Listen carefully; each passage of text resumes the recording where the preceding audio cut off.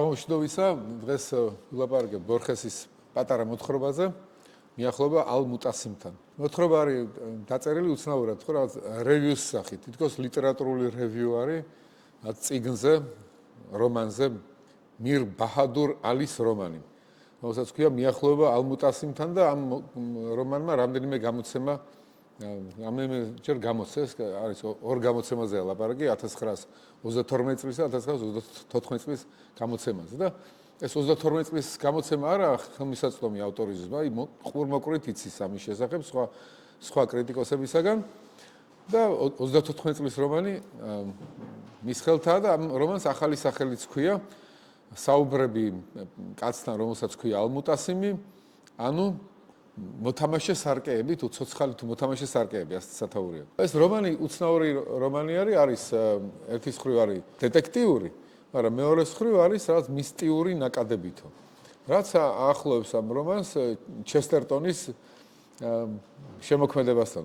ეს ჯილბერტ კეით ჩესტერტონი არის კათოლიკე მოაზროვნე ინგლისელი, თეოლოგიური ტრაქტატებიც აქვს და აქვს დეტექტიური მოთხრობები მამა ბრაუნზე.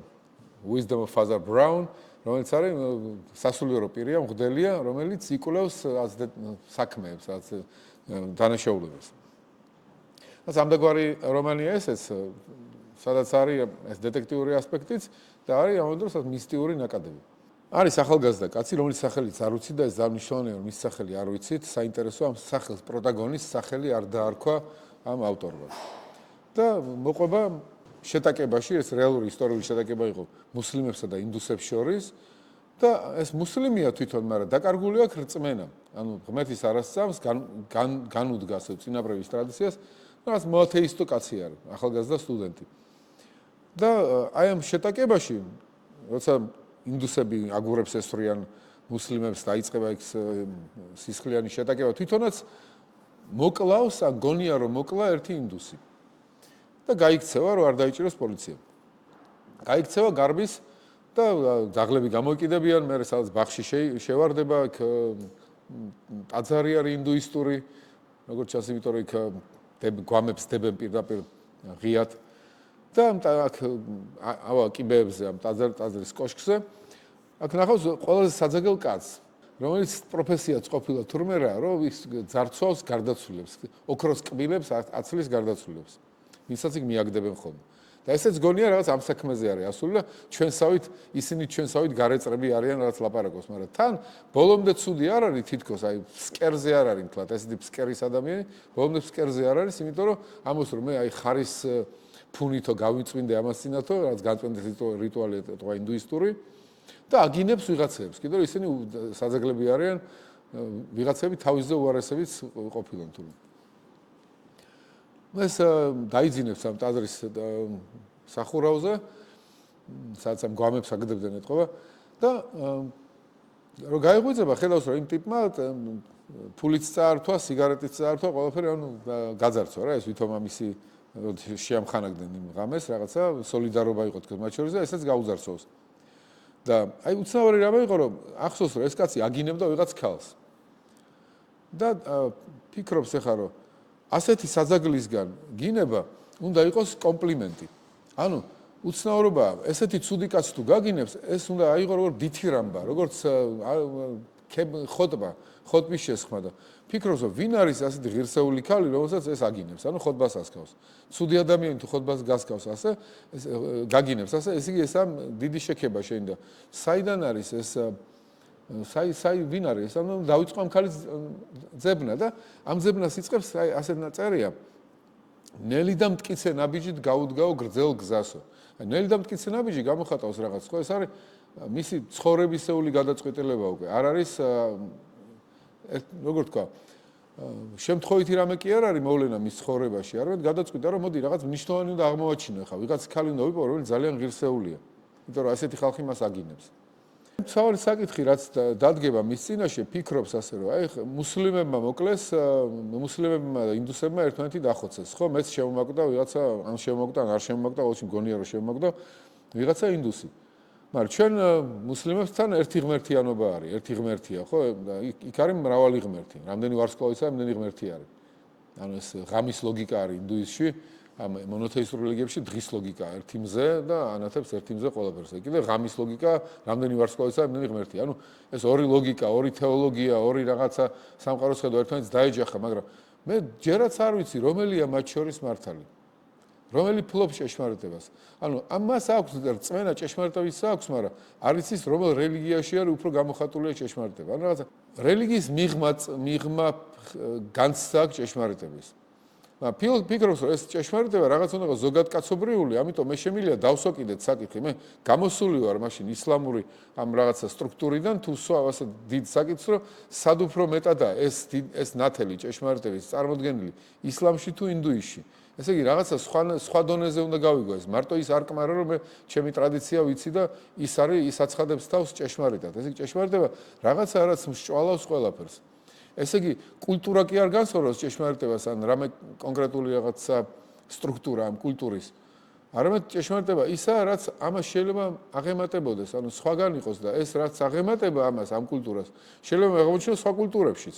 და თუ შემიძლია სხვა კულტურებშიც და სხვა მსოფლმხედველობებშიც აღმოვაჩინო, მაშინ სად უფრო მეტი პრეზენცია აი ამ სინათლის. რომელ კულტურაშია მეტი პრეზენცია? ესე იგი მე ვაყენებ ასეთ დიდ საკითხს. და მე ამის ძიებას ვიწყებ ამ ქალის ძიებით. ქალის ძიება, რომელიც შეაქო, ანუ აგინა, ესე იგი შეაქო ვიღაც გარეწარმა, ყველაზე ცუდმა ადამიანმა. და აქ თავდება ეს პირველი ნაწილი წიგნის, და მე ეს არ ვიცი, მე შესასწავლი მაქვს. ანუ რაღაც ძალიან დიდ ძიებას იწყებს. აი თუ შენ ამოწურე ჭეშმარიტება მარტო შენი მსოფლმხედველობით, შენი კულტურით, ისაც შენმა კულტურამ მოგცა, შენმა სიტუაციამ, ხო? მაშინ ესეთი ძიება შეუძლებელია უბრალოდ. შენ უკვე მოცემული გაქვს ყველაფერი შენთან და შენ ეძებ რაც შენ გაქვს უკვე ამ კულტურის კომპონენტებით. და სხვაგან არც ეძებ არაფერს. სხვა უცხო არ შეიძლება ჭეშმარიტი იყოს, ეს მოწყვეტილია ყველაფერს, რაც უცხოა. მე სხვაგან მივდივარ ჩემი ხედვით უკვე რომ ის ნაკლებია ვიდრე მე ვარ. მე უკეთესია ვიდრე ის არის, იმიტომ რომ თვითონ ჭეშმარიტება განსაზღვრა ჩემი კულტურით.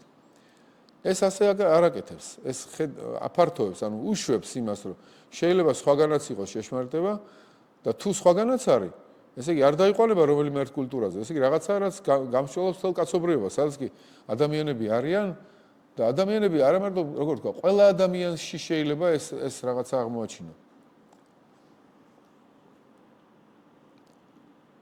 რაღაცა და აი ამის მერე იწყებს ძიებას და ეს პირველი თავი თავდება და მე უამრავ ადამიანს ხედავს ამ ქალის ძიებაში. უამრავ ადამიანს. მიაგნოს ამ ქალს. არც ვიგებთ მიაგნო თუ არა ამ ქალს, როგორც ჩანს ვერ მიაგნო, მაგრამ მე ბომბეიში ბრუნდება და ამ ბომბეიში ვიღაც გარეწრებთან ერთად მოხვდება და შეურიგდება ამათ რაღაც ცხოვრების წესს, უსამართლო ცხოვრებას, თქოს ერთმანეთს ეჯიბრებიან უსამართლობაში. ეგუება მათ ერთგვარ პაექრობაში უსამართლობასთან, ანუ უსამართლობის პაექრობაში თქოს ერთმანეთს ეჯიბრებიან, ვინ უფრო მეტ უსამართლობას ჩაიდენს, რაც ალბათ ამგვარი აზრი არის. ყოველ შემთხვევაში უსამართლო სიტუაციაში მოხდება. და უცბად რაღაცა შოქში ჩავარდნილი რობინზონ კრუზოვით, ადამიანის კვალსო დაინახავს ქუჩაზეო, რაცა სახტად დარჩება რაღაცით. რა დატოვებს სახტად, ხო არ გახსოვთ? თუ მინდა თქვენც გკითხოთ, აი რა დატოვებს სახტად ამ სიტუაციაში, რომ ახალ სტატუს-კვოს მიაგნო უსამართლო და ცუდ ცხოვრებას, ხო? ცუდ კამპანიაში მოხდა. და უცებ ამ ცუდ კამპანიაში რაღაცა სახტად დატოვებს, თუ შეიძლება.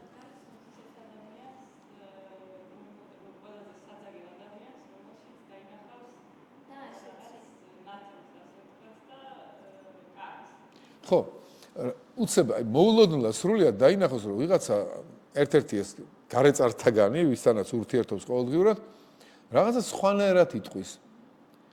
ანუ ისე თქოს მას ეს არ ეკუთვნოდა. ანუ მისი თითქოს მასში უფრო რთული თანამოსაუბრე ალაპარაკდა. ასეთი რაღაცაა და ეს მართლა ისე სახტად დაგტოვეს. ვაიმე, ეს როგორ მოხდა? როგორ შეიძლება ესეთი აზრი მას გამოეთქვა? როგორ შეიძლება ესეთი წინადადება საერთოდ ეთქვა? საიდან ეს? რაღაცა მაგალითი რომ მოვიყვანო, დავუშვი მოვიფიქროთ რა მაგალითი.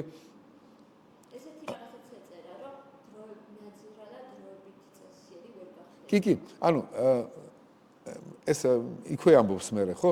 ანუ ნაძირალაო დროებით ვერ გახდებოდა წესიერი, ანუ დროებითაც კი ვერ ეს სიტყვა მას დროებითაც კი არ ეკუთვნოდა. ის კი არა დროებით ჩაფიქრდა და მიხვდა რაღაცას, ეს სიღრმე აქვს, ანუ პიროვნული რაღაცა და უბრალოდ გაიხსენა ეს თავის პიროვნული სიღრმე და ამიტომ თქვა ეს ფრაზა. არა, ეს მას საერთოდ არ ეკუთვნოდა. შანსი არა მასაც ეთქვა, იმიტომ რომ ეს პიროვნული სიღრმე არ აქვს. აი, მაგრამ წარმოგიდგენთ ეგეთი რაღაცა. ჯაყოს ხიზნები გვახსოვს რა ყველას. ჯაყო არის, ну, როგორ თქვა, ну, მოძალადეა, საძეგელია ყველაფერი, ინფანტილური არის. აი, ბავშვური არის რაღაცა. თემურას ის საქმე ჯაყოსგან ნაკლებად მწყინსო ესა, იმიტომ რომ რა უნდა მოთხოვო რა ველური არის და. აი, ჯაყოს რა ამოეოხრა უცებ და ეთქვა ეგეთი რაღაცა დაუშვათ. ტყილა ვირჯები, მარგო მე არასდროს არ მაღიარებს თავისად. და უცებ საიდან ეს გაგიჩნდა ეს აზრი? ანუ ხდება ხო, ესე იგი ხდები შენ ამ საშინელ დისტანციაში შენსა და მარგოს შორის, რომ ის რამხელა როგორ რაფინირებულია, რომ ამას ერთი თაობით არ სწავლობენ, ეს რაღაცა არისტოკრატული შარმი, ეს შეუძლებელი შენ ეს ისწავლო ერთ წელიწადში, შენ თუნდაც 5 წელიწადში. ანუ მარგო შენ დაკარგული ყავს უკვე, დაივიწყე, შეუძლებელია ეს შენგან ვერ გამოვა მისი საპირწონე ვერანაერად. მაგრამ თუ ამას ხვდება, ესე იგი სიღრმე აქვს, ხო, ჯაყოს და ესე იგი სიღრმე მას არ აქვს, რო თქვას, ამოოხრით ეგეთი ფრაზა. საიდან ჯაყო ეს შენ არ გეკუთვნის ეს ფრაზა.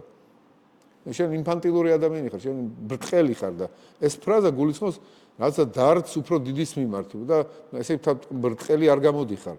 რაც ამდაგვარია, რომ ამ გარეწარს ამ ტიპს არ ეკუთვნოდა ესეთი გართულებული რაღაცა ფრაზა.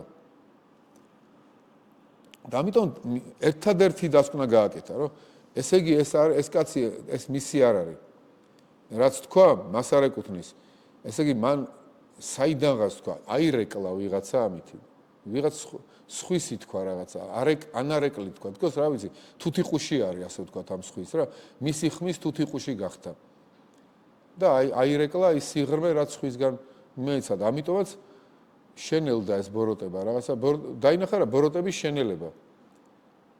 მაგრამ თლათ თუთიყუში არ გამოდის ესე იგი. ესე იგი არც მოიქცა რაღაც იმ ბოროტების შენელება ნახა. რაღაცა დასევდიან და ეს გამოერიყა თითქოს ამ ციბრუც ამ ბოროტების, ამ უსამართლობაში შეჯიბრების. რაღაცა იმოქმედა, მაგრამ მისი არ იყო მაინც, მაგრამ იმოქმედა ამ ვიღაცის შუქმა, ვიღაცის თქმა ამაზე და ამიტომაც გართულდა მისი ლაპარაკი. მომენტში, მაგრამ მაინც.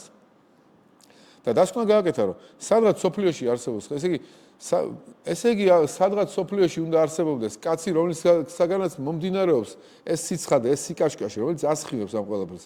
თითოეული ადამიანი ატარებს, ესე იგი რაღაც სიკაშკაშე, სადღაც წყარო უნდა იყოს ამისი. ჩემი პირველი ძიება ტყვილი არ ყოფილა. იმ ქალს რო ვეძებდი, რომელსაც აგინა იმ გვამების გამძარცველმა. სწორი იყო. მაგრამ ახლა მე ამას მივხვდი უკვე უფრო სხვა დონეზე რაღაცა, აი მეტაფიზიკური ხედვის დონეზე მივხვდი, რომ თუ ასე არის, ესე იგი იერარქიაც უნდა იყოს. აი ამაში გამოვლინდა მეგობრის შუქი, არა? ის შუქი ხო მეგობრისაც არ იქნებოდა პირველადი შუქი. ის მეგობარიც ერთ-ერთი იქნებოდა, რომელსაც რაღაცა სირთულე აი ამ სიტყვის შეფასებაზე აქვს. მაგრამ მას ხო იმ მეგობარსაც ხო ის მეგობარიც ხო იდეალური არ იქნებოდა, ის მეგობარი წყარო ხო არ იქნებოდა ამ სიბზნის, არა? იმასაც საიდანაც უნდა ქონოდა. ესე იგი უნდა იყოს იერარქიულად სადღაც ის ადამიანი, ვინც ყველაფერ ამას ასხივებს, ვინც ყველა სხვას აძლევს აი ამ შუქს. და იწყებს აი ამ ძიებას, ანუ უკვე ის პირველი გაწყვეტილება ძლიერი იყო, ნელი და დინჯი ნაბიჯით დაუწყო იმ ქალს ძიება, მაგრამ ეხლა უკვე სასიცოცხლო გადაწყვეტილებას მიიღებს. მე სიცოცხლე უნდა მიუძღვნა იმას, რომ ვიპოვო ეს კაცი, საიდანაც ეს მომდინარეობს. ალმუტასიმი უნდა ვიპოვო. ალმუტასიმი არის ის ადამიანი, ვისგანაც ყველა სიკეთე მოდის, ვინც ეპიცენტრი ამ ყველა სიკეთის, რაც კი სამყაროშია განფენილი. იმიტომ რომ ეს შემთხვევით არ იქნება განფენილი სამყაროში ეს სიკეთეები. უნდა იყოს რაღაცა გადაცემა ერთიდან მეორეზე, მეორედან მესამეზე. ამიტომაც კი ამას მოთამაშე სარკეები. ანუ ადამიანი ირეკლავს რაღაც სიკეთეს და ეს ანარეკლი სხვაზე გადადის. შეიძლება გადავიდეს ნებით და უნებლიეთ, ნეფსით და უნებლიეთ, ხო ასე? ნეფსით და უნებლიეთ გადავიდეს. ანუ თვითონ არც უნდოდეს ეს, მაგრამ გადადის მაინც. ისე იწყებს ნათებას, რომ თავის და უნებლიეთ სხვა ამ სინათლეს იგებს. ამიტომ ეს სინათლე მას არც ეკუთვნის. საინტერესო საკითხავია რა, ჩვენ გვეკუთვნის ნიჭი თუ ჩვენ ვეკუთვნით ნიჭს. კითხვა ესე, ნიჭი შენი მოგონი, შენ ხო არ მიეცი საკუთარ თავს, არა, ეს რაღაც მოგეცა, რაც შენზე მეტია, გარკვეული აზრით, ხო, თვითონ შენ ეკუთვნი ამ ნიჭს. კარგი, ამას დავანებო ჯერჯერობით თავი და ამის მერე ეს ძიება მიდის ეს ძიება იერარქიული ძიება იწყება და საბოლოო ჯამში აგნებს აი ამ ალმუტასიმს და მთელი პერიპეტიები გადახდება თავს. და ბევრ ადამიანს ხვდება და მკითხველი ხვდება, რომ ეს ადამიანებიც იმ გარეწარის არ იყოს, მხოლოდ სარკეები არიან იმ შუქის. ხო, ეს საინტერესო იდეა არის, იმიტომ რომ თითქოს ის გარეწარი არ ვერც ხვდება რა თქვა, მას საერთოდ არ ეკუთვნის ის რაც თქვა. მაგრამ ვიღაცები ვისაც ხვდება ეს გზაზე, მათ ხო იციან რაღაც ეს სათნოება სიკეთე, მაგრამ ისინიც კი მხოლოდ სარკეები არიან. მკითხველი ხვდება, რომ ნებისმიერი ადამიანი მხოლოდ სარკეა იმ სინათლის. თუნდაც შეგნებულად აკეთებდეს რაღაც კარგს. მაინც ეს სიკეთე მისი არ არის. თითქოს ნებისმიერი სიკეთე თუ ის სიკეთეა, ადამიანური არ არის, რაღაცა გამონაშუქია. ადამიანი მხოლოდ სარკე არის იმ სიკეთის. ერთ-ერთი ალმუტასიმ შეიძლება კონდეს ეს თავისთავად, საკუთრივად, ასე ვთქვათ. ხოდა ეს ალმუტასიმი არის შორიდან ნაგზნობით მოსინჯული კაცი, ანუ ეს ეძებს ალმუტასიმს, ეს უსახელო გმირი და ბოლო მიაგნებს. ვინ იქნება წინაბჭე სანამ ამ ალმუტასიმს ნახავს? ხო არ გახსოვთ? წიგნებით მოვაჭრე. და წიგნებით მოვაჭრემ და კი წმინდანი. ხო, უცნაურია წმინდანი დააყენა წიგნებით მოვაჭრეზე ადრე. წიგნებით მოვაჭრეზე შორს ალმუტასიმიდან. მე ვქნი რომ წიგნებით მოვაჭრე თვითონ ბორხესი არის. უმბერტო ეკოსაც ბორხესი ყავს გამოყვანილი ხორხეთ თავის ვარდების სახელში, როგორც ბიბლიოთეკარი ასე ვთქვათ, რა წიგნებით მოვაჭრე. ეს უბრალოდ წიგნებით მოვაჭრე კი არ არის როგორც ჩანს, არის ვინც იცის ყველა ის წიგნი რომელსაც ყიდის. და ძალიან ნაკითხი ადამიანი რა, თავის თავი ყავს გამოყვანილი ალმუტასიმამდე თვითონ ბორხეს როგორც ჩანს. ბატონო? მოვაჭრე არის, მაგრამ ეს არ წიგნები უყარს, მაგრამ ის მოვაჭრე, ვინც იცის ეს წიგნები როგორც ჩანს. ამიტომაც ვაჭრობს ამ წიგნები. ესმის მათი ფასი. აწონვა შეუულია ამ წიგნების. ეს წიგნებიც სარკეებია შეიძლება, ეს თითოეული წიგნი რაც ირეკავს, რაც ნათელს.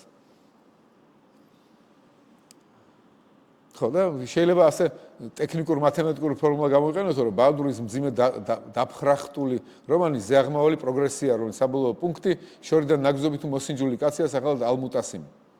და ეს წინსწრები არის ხო წმინდანი და ეს წიგნები მოვაჭრე. ამის მერე სტუდენტი მიდის და ეს ჩამოფარებულია ფარდა რაღაც მძივებით და ტაშს შემოკრას და მოუწოდებს ალმუტასიმს, იქიდან სინათლე ასხივებს და ეს შედის ამ ოთახში და აქ თავდება რომანი. ხო, ამის მერე არის საუბარი, რომ ეს რომანი არის სიმბოლო და კი სიმბოლოა ეს რომანი, დეტექტიური ელემენტების შემცველი, მაგრამ აი რა სირთულის წინაშე დგას ავტორი, როცა ასეთ რომანს წერს. სირთულე არის, რომ არ იქცეს ეს რომანი, როგორ თქვა, სიმბოლოებად. აი დეტექტიური ნაწილი და პიროვნული ნაწილი შენარჩუნდეს. სისხლი და ხორცი არ დაკარგონ პერსონაჟებმა. თუ მთლიანად გაასიმბოლო, ესაა საცდური მწერლისთვის. რაც გასაგებია, მაგალითად, ხო არის, ავიღოთ ხანდახან რომანს აიღებენ და ამობენ, აი ეს სიმბოლო ამის, ეს სიმბოლო ამის და კვდება მერე ეს რომანი. ეს პერსონაჟები თუ მხოლოდ სიმბოლოა, კარგავს თავის სისხლს და ხორცს. კითხავენ, აი ოთარ ჭილაძეს ყომა ჩემპიონში ეს მაიორი რუსეთის სიმბოლო, ანა საქართველოს კი ბატონო შეიძლება, მაგრამ იმდენად ღრმა ფსიქოლოგიზმი ახლავს მაიორის სახესაც, ანას სახესაც, თავებია მიცმული მათ ფსიქოლოგიურ რაღაც ტკივილებზე თუ განცდებზე, რომ მხოლოდ სიმბოლო არ გამოდის, უკვე ცოცხალი პერსონაჟიც არის. იგივე რუსთაველიც აიღე ხა, რამდენისა გაუკეთებიათ გასიმბოლოება რუსთაველის პერსონაჟების. კი ბატონო, არის სიმბოლოებიც. ნესტანდარეჯანი სპარსული სიტყვაა და ნიშნავს ის როგორიც ქვეყანაზე არ იპოვება. კი ბატონო. და თავშესაცემად რაღაც სიმბოლოზე უნდა იყოს აქ ლაპარაკი, მაგრამ ამიტომ ნესტანდარეჯანი რეალური ფსიქოლოგიური პერსონაჟიც არის, რეალური ქალი არის, ხო? არ ტოვებს იმის შეგზნება, რომ ეს საინტერესოდ იკითხება, იმიტომ რომ რეალურ ადამიანებზეა. ბავშვი რო წაიკითხავს, საერთოდ სიმბოლოს ვერ დაინახო, წაიკითხავს, რომ თავშესაქცევ მოთხრობას, რომ გმირები ათავისუფლებენ ქალს და სასიყვარულო რომანს, ასე ვთქვათ. ხო? და ამიტომ აი საცდური არის, რომ ეს ამ საცდურს წამოეგო ავტორიო. იმიტომ რომ 1932 წლის გამოცემაო უფრო მეტად დეტექტიური იყო, უფრო მეტად აი ფსიქოლოგიური იყო. და ალმუტასიმსო ქონდაო მეტი იდიოსინკრეტული თვისებებიო. იდიოსინკრეტული პიროვნული რაღაც განმასხვავებელი თვისებები. ეს კი ალმუტასიმს რო ლაპარაკობდნენ, ალმუტასიმს ქონდა რაღაც პიროვნული ადამიანური თვისებები. თქო პიროვნება იყო, ადამიანი იყო, ხელმოსაჭიდი ადამიანი იყო, ასე ვთქვათ, არა? რაღაცა ისეთი შტრიხები ქონდა, რაც სიმბოლოს ვერ ექნება. მაგრამ აი 34 წლის გამოცემა მისი აზრით, ამ ავტორის აზრით, ცუდი ბორხესის აზრით, ხო? რა ვთქვა, ვერ ვიტყვიო, რომ კარგი რამე მოხდაო, იმიტომ რომ ავტორმა უფრო გაასიმბოლო ალმუტასიმიო და ალმუტასიმი უცებ იქცა ღმერთის სიმბოლოთო. და აი არ მომწონსო, ესაც გააკეთა ახალი ცვლილებები, რაც შეიტანა ამ რომანშიო. სიახლეები რაც შეიტანა. მაგალითად, ერთ-ერთ ბუდისტო ასეთად, რა?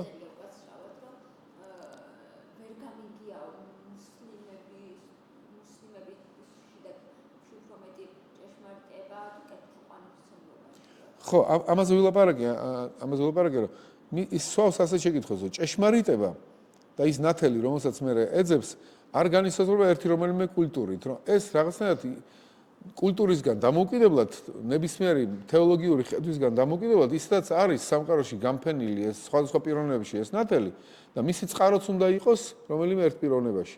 მისი ერთი მაწყაროებელიც უნდა იყოს. მაგალითად ზანგი ებრაელიო ალმუტასიმს ეს ახალ ვერსიაში ალმუტასიმს აღწერს როგორც შავკანიანსო. დაუშვათ ქრისტიანი კიდე აღწერს ალმუტასიმს როგორც კოშკზე მდგარი და ხელები გაშლილია, როგორც ჩანს მოსეს ანალოგია, რომ მოსე მთაზე რო დგას და ხელები ჯვარის სახით აქ ასე გაშლილი. ან შეიძლება იესოს ამაღლება, როცა ხელებია გაშლილი და ანუ ვიღაცა აცტეკი რაღაც ქურუმი არის ინდიელი, რომელიც სხვანაირად წარმოიდგენს ალმუტასიმს და ყველას ალმუტასიმი ყველაში გადაწყდება რაღაც თავისებურად. თითქოს ავტორს ძალიან ხელშესახება და რელიეფურად უნდა აჩვენოს, რომ ეს ჭეშმარიტების ძიება ყველა კულტურაში არის და ყველა თავისებურად წარმოიდგენს ამ ჭეშმარიტებას, რომელიც ერთია და ერთი შუქი არის. ანუ ზედმეტად ათეოლოგიურებს აი ამ ნაწარმოებს და ეს მას არ მოწონს. ალმუტასიმი არა მოთხრობის სახელი, ალმუტასიმია მოთხრობის გმირი. ხო და ეს რაღაც ცოტა როგორ ვთქვა, ათეოლოგიურებს ამ რომანს. უკარგავს რაღაც ხორცს და სისხლს ამ რომანს. და რაც ცოტა არ იყოს რაღაც სქემატურს ხდის, ასე ვთქვათ, რა სიმბოლურ სქემატურს ხდის.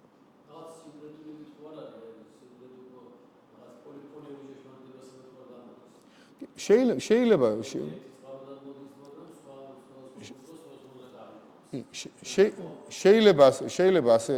ასე იყოს, დაუშვათ შეიძლება ასე იყოს, მაგრამ ეს აზრი ძალიან რელიეფურად გამოთქვა იმ დამატებებით, რაც თქვა. შეიძლება ეს კითხველი თვითონ მიმხვდარიყო ამას.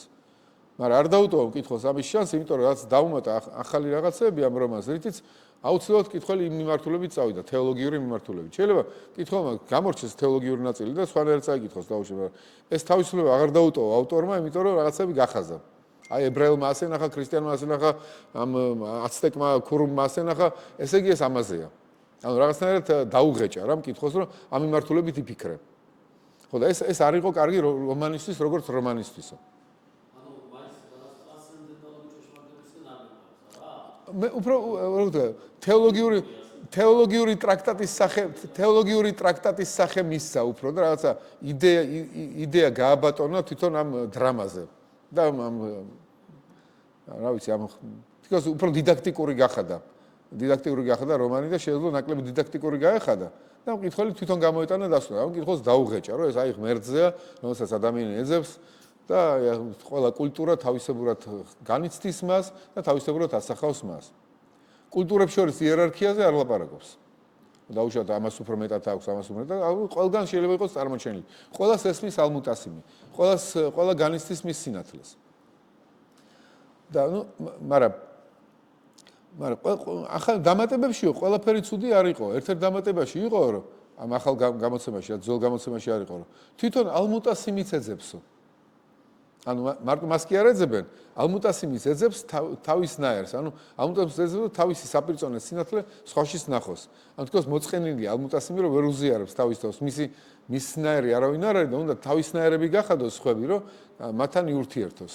ამიტომ ისიც ეძებს მძებნელს. და ეს კარგი იდეა არის, ეს მოეწონა.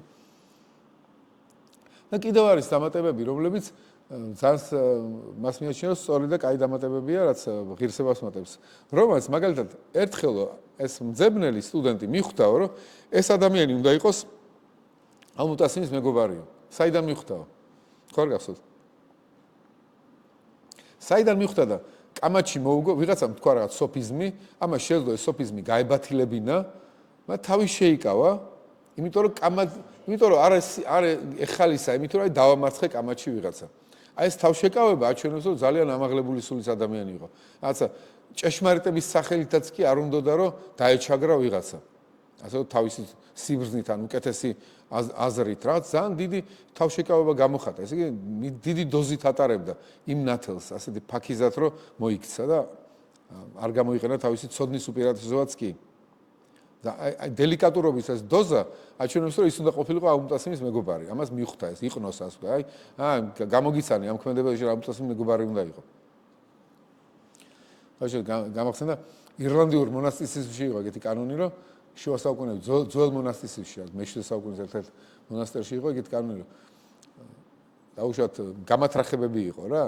5 სახრე მოგხვდებოდა 5 წკეპლა, თუ დაამტკნარებდი ბიბლიის კითხვისას დაუშვათ. 5 სახრე, უფრო მეტი სახრე, 7 სახრე მოგხვდებოდა, თუ დააგვიანებდი ღვთისმსახურებაზე, მაგრამ 50 წკეპლა მოგხვდებოდა, ყველაზე მეტი იმ შემთხვევაში, თუ შენი თანამოსაუბრე მოძმენ იტყოდა რაღაცა და შენ ეგრევე ეტყოდი, ეგრევე არ არის.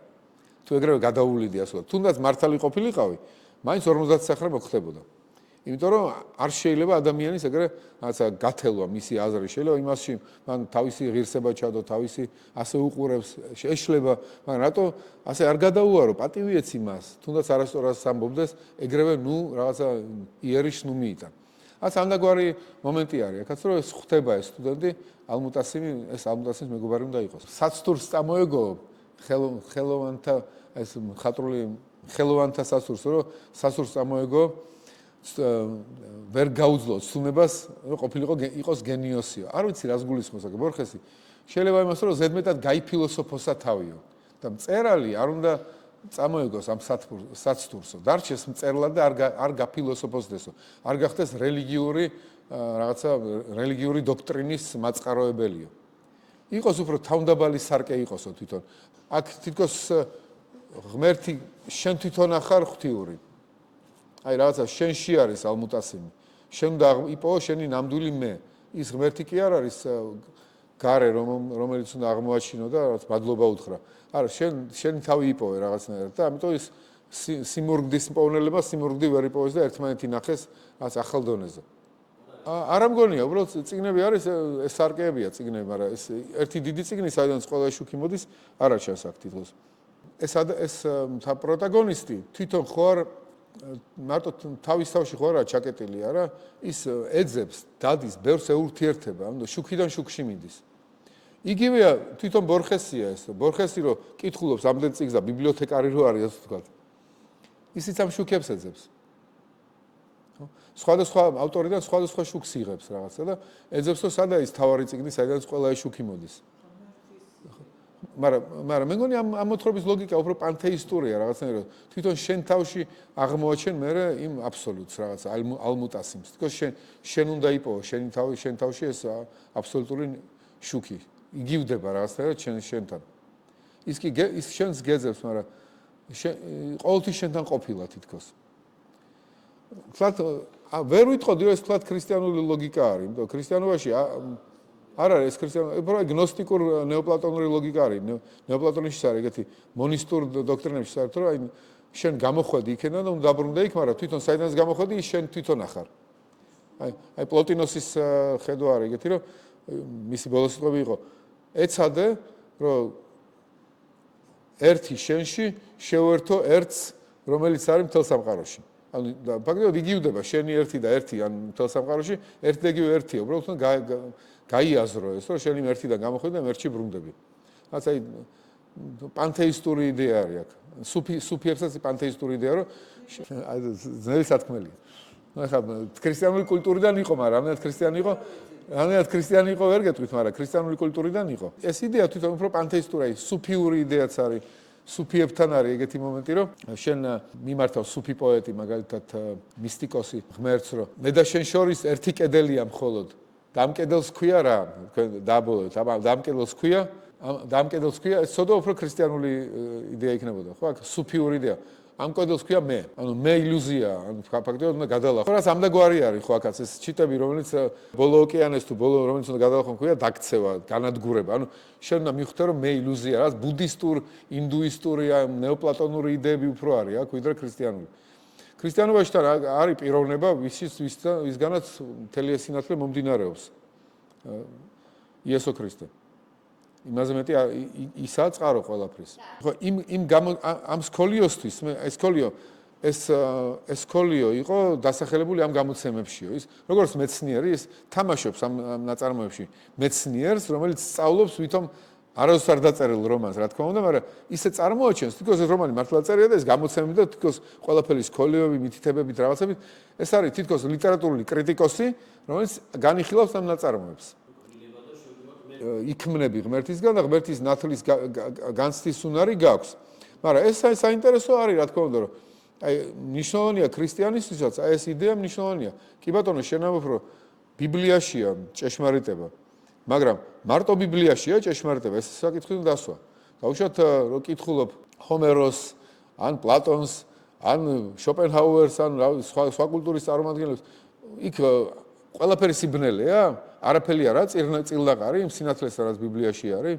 აი ეს რა თქმა უნდა დიდი საკითხი არის და უფრო მეინსტრიმული ქრისტიანული აზროვნება იქითკენ მიდის, რომ არა შეგვიძლია ჭეშმარიტების მარცვლები აღმოაჩინოს სხვა კულტურებში. ესე იგი ის ნათელი სხვაგანაც საძიებელია, პატივი უნდა სცე იმ სხვა კულტურებსაც, იმიტომ რომ მაგრამ ის ნათელი მაინც ღვთისგან არის.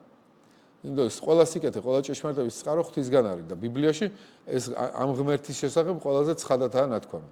ხო, ეს საინტერესოა ეს სარკეები დაარქვა ამას და ეს იდეა დიონისე აროპაგელთანაც არის, რომ იერარქიული სარკეები, ასე ვთქვათ, რომ დიონისე აროპაგელი ნეოპლატონიზმითაა დავალებული და ნეოპლატონიზმისგანაა დავალებული ფსევდო დიონისე აროპაგელი, რა თქმა უნდა, პროკლესგან, პლოტინოსისგან.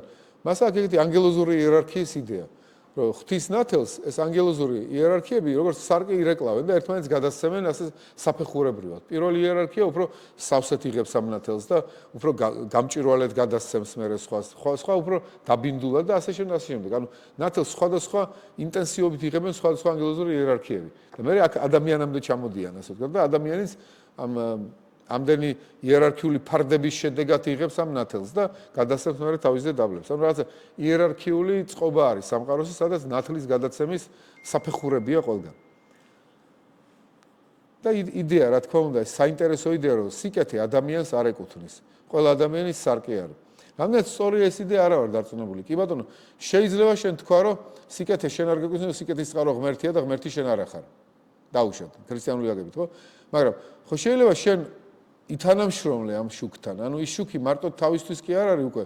შენი თანამშრომლობის შედეგად არის, რომ ასე გაქვს შენ. ანუ რაღაც გაამრავლე, ტალანტების გამრავლება, ხო? ტალანტი კი შენი არ არის ტალანტი, მოგეცა, მაგრამ ტალანტი რო გაამრავლე, გამრავლება ხო შენი იყო. ამდენი რო არის და ასეთი სახის რო არის, ხო შენც მიიღე მონაწილეობა და შენ მარტო ისეთი სარკე ხო არ ხარ, რომ უნებლიეთ გადაეციეს სიკეთე, არა?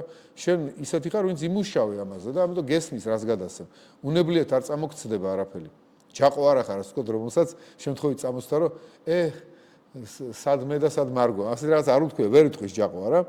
თუ ეს თქვა ჯაყომ, ესე იგი ეს მისი რეალური ზრდა არის სულიერი. მისი გახდა ეს შუქი და არ არის მხოლოდ თუთიყუში რაღაცა სხვისი იბრძნის.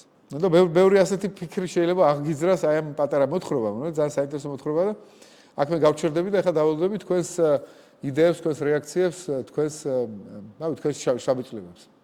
მადლობა ყურადღებისათვის. ქრისტიანობა საუბრობს მუშაობაზე საკუთარ თავთან და არის ეგეთი პავლე მოციქულის სიტყვები. ვინც ვისგან არის ძლეული, მას დაემონება. როგორც აი სახელმწიფოების შორის ურთიერთობაში, თუ შენ იარაღი დაამარცხე ერთი სახელმწიფო, ის სახელმწიფო შენ გემონება მერე. ნუ ასე ვთქვათ, ძალის პოლიტიკაში, ხო, რეალ პოლიტიკაში ეგრე არის, რომ ვინც ვისგან არის ძლეული, მისი მონახტება. და პავლე ამას იყენებს ფაქტობრივად ამაში, რომ შენ თუ გძლია ცოდვის მიდრეკილება, შენ მერე იმ ცოდვის ლოგიკით დადიხარ, ანუ ცოდვის მონახტები. და ქრისტიანობის იდეა რომ გახდე თავისუფალი ამისგან და ვერ გახდები თავისუფალი. შენ ცოდვა გიშლის ხელს მიიღო ღვთიური მადლი. ამიტომ შენ და იმუშაო რომ ცოდვა დაძლიო და ცოდვის ლოგიკითი არ იყო, მადლის ლოგიკით იყო მერე. და თუ ასე იქნება, მაშინ ნამდვილად თავისუფალი იქნება. შენ მაგრამ შენ თვითონ არ ახარ ეს მადლი, მაგაშია განსხვავება. აქ მადლზე არა ლაპარაკია მოთხრობაში. აქ მადლი აქ თვითონ ხარ ეს სინათლე და აღმოაჩინო შენ თვითონ ყოფილიყარ ეს სინათლე. სხვა ყველა წიგნი თუ შემხელი ადამიანი გეხმარება იმაში, რომ გაიაზრო რომ შენ თვითონ ყოფილიყარ ეს ნათელი. მაგრამ ეს გნოსტიკური იდეა არის, არ არის ქრისტიანული იდეა. ანუ ქრისტიანობაში არის შენ ნათელს ეზიარები და ნათლის ზიარებით ხდები თავისუფალი. ამიტომ მადლიერი ხარ იმ ნათლის, რომელსაც ეზიარი და რომელსაც გაგათავისუფლე. ამიტომ ქრისტიანობის ლოგიკა არის მადლობის ლოგიკა, რომ შენ თავის მადლიერი კი არა ხარ, რომ აღმოაჩინე მე თვითონ ყოფილი ნათელი. ესაა გნოსტიკური ლოგიკა. ქრისტიანობის ლოგიკაა მადლობის ლოგიკა, რომ მე აი ღვთის დახმარებით, იმ ნათლის დახმარებით, რომელიც მე არა ვარ და მოცემულით, მადლით, რომელიც მე არა ვარ, ვითანუშრომლი ამ მადლთან და შევძელი გადალახო ამ ცოდვის მიდრეკილებების. ამიტომ მათი ლოგიკით აღარ ვარ, მათი მონა აღარ ვარ თავისუფალი. ელევთეროს. სადაც არის სულიწმინდის დასწრება, სულიწმინდა იქაა თავისუფლება. ელევთერია. ანუ შენ გაქვს თავისუფალი არჩევანი, რომ გახდე თავისუფალი, უნდა დაამარცხო შენში ეს ცოდვის. ბერძნებს სხვადასხვა სიტყვა აქვთ თავისუფალი არჩევნისთვის, ესაა პროაერესის. და სხვა სიტყვა აქვთ თავისუფლებისთვის, როგორც მდგომარეობა ელევთერია. როცა შენზე არ ბატონობს სხვა. ესაა ელევთერია. მონას რო გაათავისუფლებდა, ის იყო ელევთეროს, ანუ თავისუფალი. აქაც ეს არის, რომ შენ გაქვს თავისუფალი არჩევანი, იმისათვის რომ გახდე ნამდვილად თავისუფალი. თუ არ გამოიყენებ თავისუფალი არჩევანი, თუ ეს თავისუფალი არჩევანი არ გამოიყენე ამ ერთადერთი სწორი არჩევნისთვის, გექნება ეს თავისუფალი არჩევანი, მაგრამ თავისუფალი ვერ იქნები. ელევთეროსის გაგებით, ასე ვთქვათ.